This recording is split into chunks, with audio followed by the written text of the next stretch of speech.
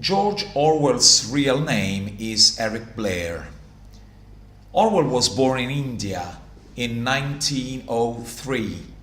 He studied at an Anglican school in England. He traveled around Europe. He took part in the Spanish Civil War against Francisco Franco's regime. He worked for the BBC, and he was basically a novelist. He wrote Animal Farm and 1984. Animal Farm is an anti-Stalinist allegory about the dangers of totalitarian regimes, of the abuse of propaganda, and of a naive working class. Animal Farm is addressed to the free world. It allegorizes the rise of Joseph Stalin. The struggle between Trotsky and Stalin emerged in the rivalry between Snowball and Napoleon, two of the protagonists of Animal Farm. In both cases, the idealistic but politically weaker figure is expelled. Animal Farm is a fairy tale, but fictional characters correspond to real historical figures related to the Russian history.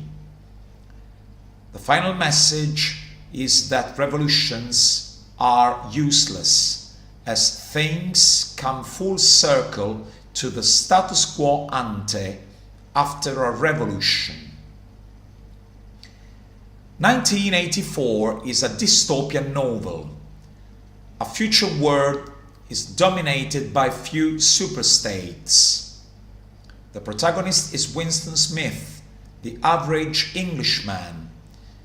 He has a job at the Ministry of Truth. He has to rewrite history, but he tries to break the rules.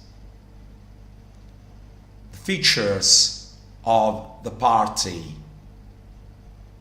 the power of language, newspeak; the ability of manipulating the public opinion, doublethink; the ability of keeping in mind contradictory truths; the ability of being ready to embrace the truth which fits the party's needs.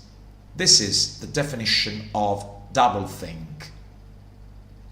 And finally, the abuse of technology in the telescreens. Animal Farm. Farmer Jones abuses his animals who inhabit the manor farm. He lets them starve. He doesn't look after them.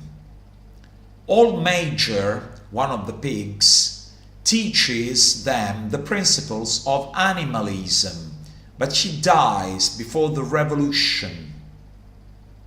What are the principles of animalism? There are no owners, no rich but no poor people, or in this case, animals. Everyone owns the farm. The animals rebel and expel Jones. They take over the farm, which they rename Animal Farm.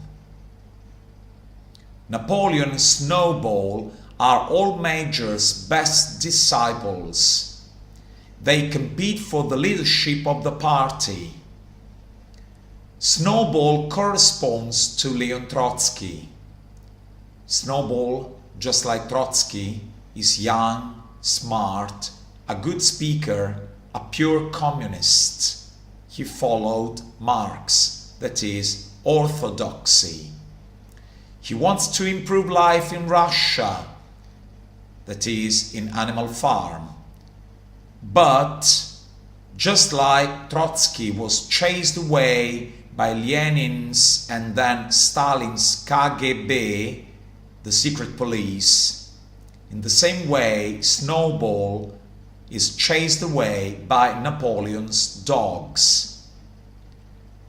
The windmill that Snowball wants to build represents the wish to modernize Soviet Russia, the modernization projects undertaken in Soviet Russia, that is, the 5-year plan. Napoleon corresponds to Joseph Stalin.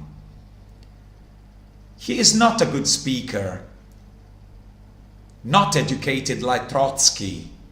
He only cared for power.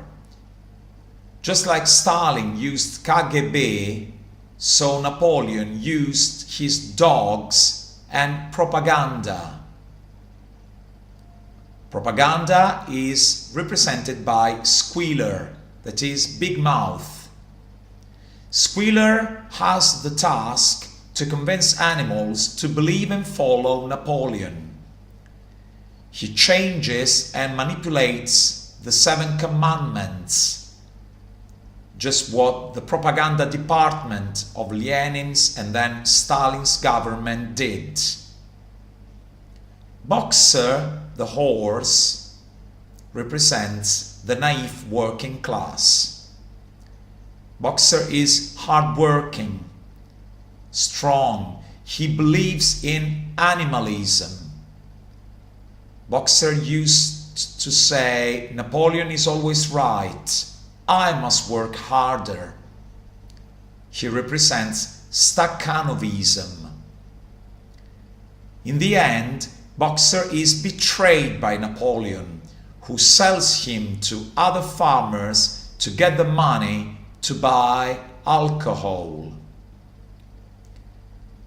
The 7 commandments were, in the first place, based on this principle: whatever goes on 2 legs is an enemy, and all animals are equal.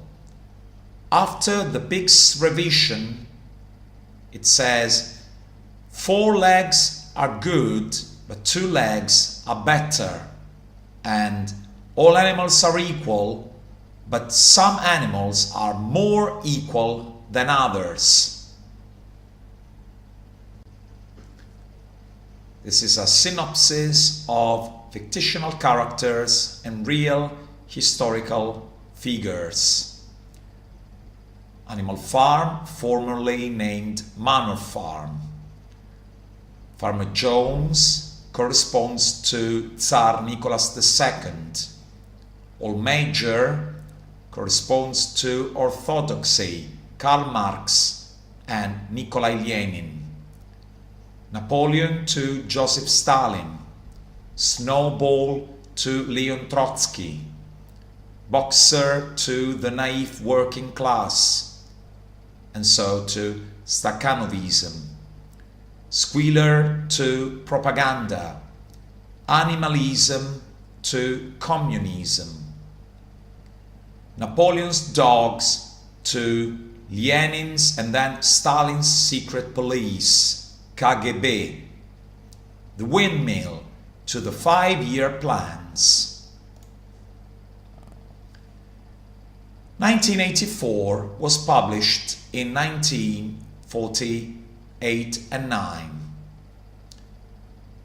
A fictional future is described where the world is dominated by 3 totalitarian superstates: East Asia, Eurasia and Oceania. Oceania is ruled by a group known as the Party, INGSOC, English Socialism. Airstrip 1, formerly called England, is a peripheral part of Oceania, together with America, South Africa and Oceania itself. The leader of INGSOC, the leader of the party, is Big Brother, a figure that no one has ever seen. It is not even clear if he really exists. The book starts in London in 1984. It is written partly in third person and partly in first person. The main character is Winston Smith. He works at the Ministry of Truth, a department in charge of keeping records of past and present history. Winston's task is correcting mistakes in past newspapers. The party controls every source of information, rewriting the content of all newspapers and history books for its purposes. The party doesn't allow individuals to keep records of their past, such as photographs or documents or diaries. By manipulating the past, the party can actually control the present and justify all of its actions. The telescreens broadcast propaganda, and at the same time, they observe people. They monitor all subjects, not citizens, just subjects. Propaganda is brainwash. The citizens of Oceania are constantly brainwashed to think that the party is there to help, to make them happy. Doublethink. Doublethink is the ability of keeping in mind contradictory truths, the ability of being ready to embrace the truth which fits the party's needs. Thought crimes. Winston commits a series of thought crimes. He wants to keep a diary. He secretly studies Goldstein's theories, which aim at destroying the party. Immanuel Goldstein is a revolutionist. He falls in love with Julia, a woman who works at the Ministry of Love. He is caught by the thought police while he is with Julia and taken to the Ministry of Love. He is tortured. He has to learn that he must only worship Big Brother. He has to learn that sex, love, rebellion are all thought crimes. After being physically tortured, he is finally taken to room 101. The torture chamber where the prisoner must face his worst nightmare, in Winston's case, rats. He sees a bunch of rats in a cage, ready to eat his face. Then he says in terror, "Do it to Julia." This is when he betrays her. His spirit is broken. He is now converted to orthodoxy and to love Big Brother.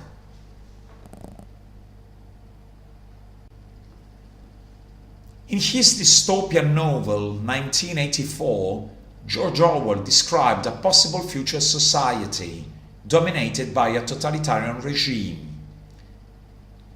Few people who all belonged to the party ruled over a superstate called Oceania. Big Brother was worshipped as the indisputable leader, although nobody had ever seen him and nobody knew if he really existed. In order to make any revolution impossible, the party had severely reduced the English language to newspeak, a new language. Abstract nouns such as freedom or democracy changed or lost their real meaning, so that it was impossible for people to exchange ideas and thus organize a revolution, given the total absence of ideas, values, and principles upon which to found a new order.